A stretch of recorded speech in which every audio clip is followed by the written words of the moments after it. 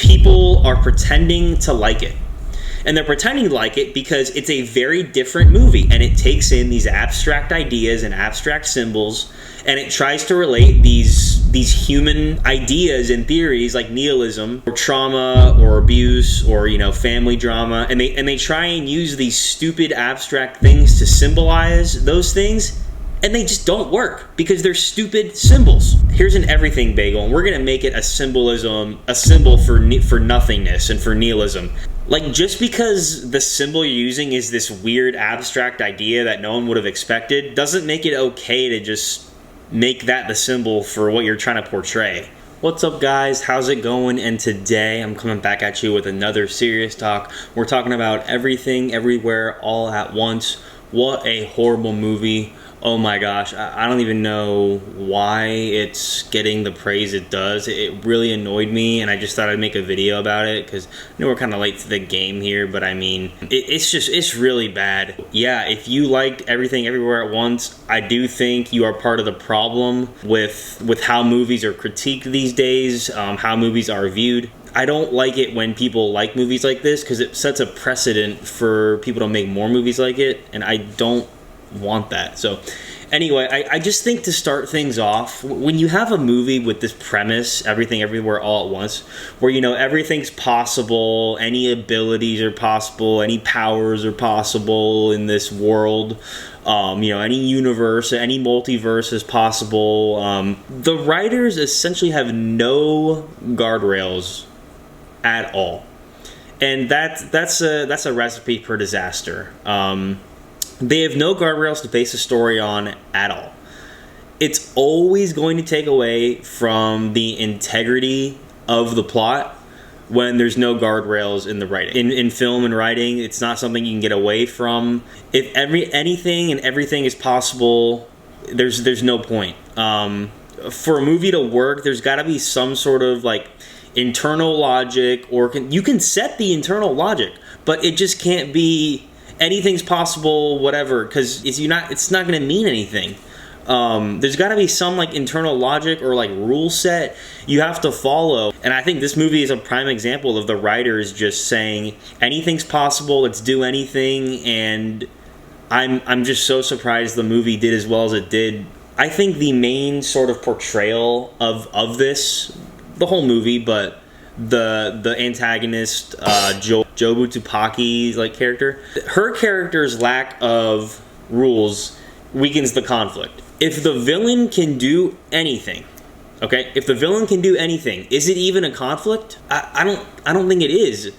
And if you want to say, yes, it's still a conflict, the villain can do whatever they want, literally whatever they want. If you want to say it's still a conflict, you can, but it's a conflict that means nothing. Because what is a conflict without stakes? I don't even know if I'd want to call it a conflict. Because if the person can do whatever they want, how is there even a conflict at hand? And then you'd be like, oh, well, she struggles with the internal idea of nihilism. Okay, so she's a godlike character that can do anything, but she struggles with the human idea of nihilism. So that makes her human.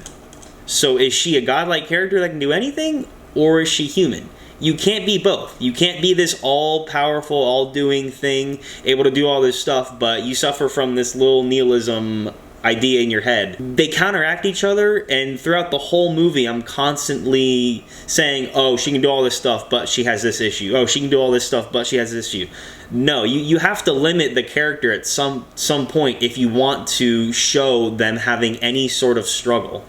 Or then, again, like I said, it doesn't make sense and it doesn't mean anything. And this is sort of the main thing I had with the movie. And the film touches on like philosophical ideas like nihilism, multiverse, like generational trauma, family trauma, all that. It doesn't explore them very deeply, and it doesn't explain very well the symbolisms they use in the movie, how they really connect to those things. They kind of just say, hey, this thing is a symbol for nihilism. Have fun. No, you can't do that, because then I could just say, oh, this mouse is a symbol of hate. Like, It just doesn't make sense. All it does is it says, hey, here's an everything bagel, and we're going to make it a symbol for nothingness and for nihilism. We're not going to do anything else. Like, just because the symbol you're using is this weird abstract idea that no one would have expected doesn't make it okay to just make that the symbol for what you're trying to portray. It's lazy and it's immature. And then at the very end, you have the final theme, which is be kind. That's the final theme, is be kind. So you throw us through all of this chaos, all this mind-bending stuff that we don't get answers to. We don't get our questions answered. Things never get explained. And then the ultimate conclusion just is be kind to one another. It's just such a letdown. You have this over-the-top presentation, and that's the end. It's like the end of a Hallmark movie. And everything bagel was the symbol for nihilism and nothingness. That idea of nihilism, of nothingness, is there's so much to it, and there's so many better things you could have used. It just feels cheap, and it feels dumb. I'd be like, oh, he's missing the point, guys. He's missing the entire point. I'm not missing the fucking point. It's a stupid symbol. It makes me mad because it's crazy to me that people can like this shit. It seems like what they did was they took the idea of an everything bagel and said, hey, let's force the idea of nihilism to be symbolized by this bagel.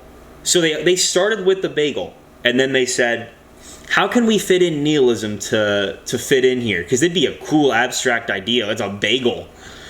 Oh my god, it's so dumb. They're just forcing things to symbolize other things that are childish is not a good movie plot. It was a very messy and overstuffed plot, and this is what I mean. And you'd be like, oh, it's the title. It's everything everywhere all at once. Listen, just because it's called that doesn't mean you get to have poor storytelling. It doesn't mean you get to just throw all ideas of writing a story out the window.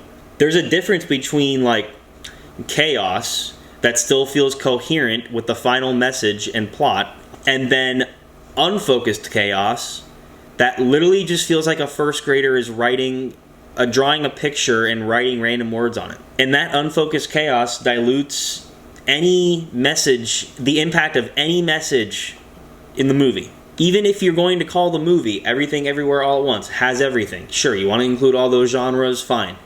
You still have to guide the audience through the noise, and this movie absolutely did not do that. You have to guide them through the noise with a direction and purpose, and this movie absolutely did not do that.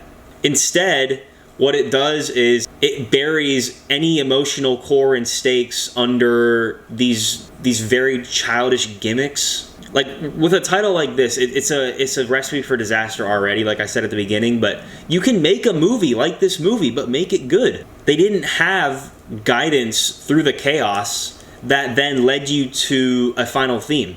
I just think that the random fight scenes, the random, like, dumb gimmicks, and it all felt pointless to the final message, and it drowns out the final, like, point. I think the Long Fingers universe is a good example of this. I know what they were trying to do here. They would be like, oh, it's so random, you won't even think of this. They have sausage fingers.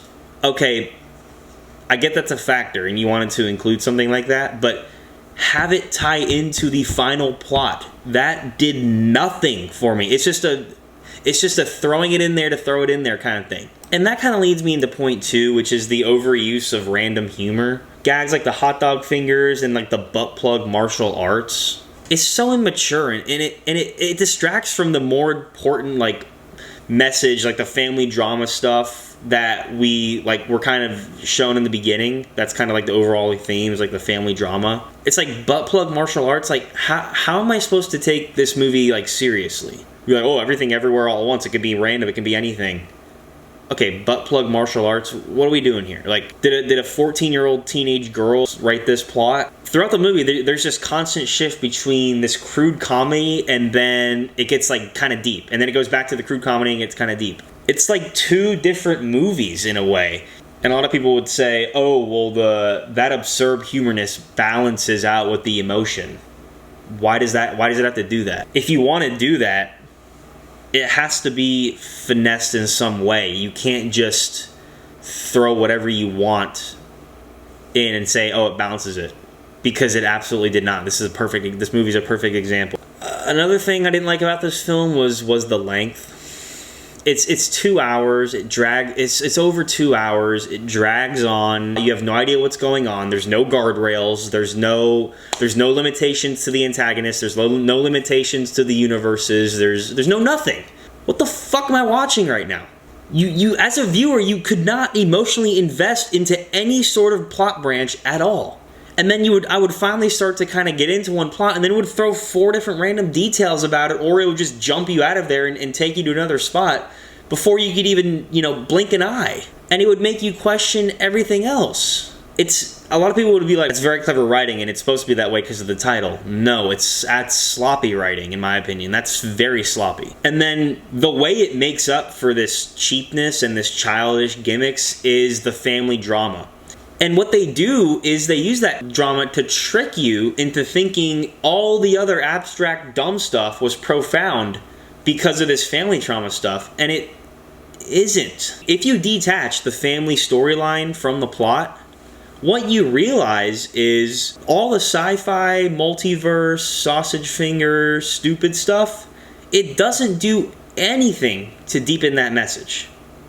It's just more shit thrown on there. It just distracts you from it to make the movie long. It's like, hey, we have this, 30-minute story about this family. Let's throw in some random ass shit just to make the movie longer. That's what it felt like. Now, if you want to talk solely CGI and cinematics, yeah, they did well there. But that in itself isn't going to make your movie good. I just never understand what critics saw in this film to justify its massive acclaim. Holy crap. Before I saw this movie, I was ready to give it a 9 or a 10. This movie got a 5, 4 or 5. And it won an Oscar? I have my theories of why this is. I'm not going to get into it, but I have my theories. I honestly think that the reason it got so much acclaim was people are pretending to like it.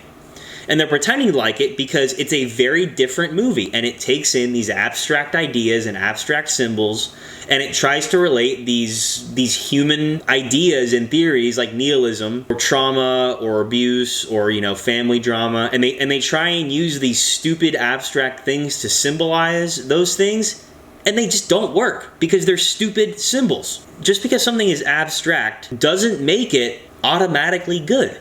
And I honestly think a lot of the people that are watching it, they're either pretending to like it or they're convincing themselves they like it solely because it's abstract and artsy. And I wish that they could see past that and just see what a dumb movie it actually is. In order for a movie to work, you need to have actual sense-making explanations and actual sense-making symbolism.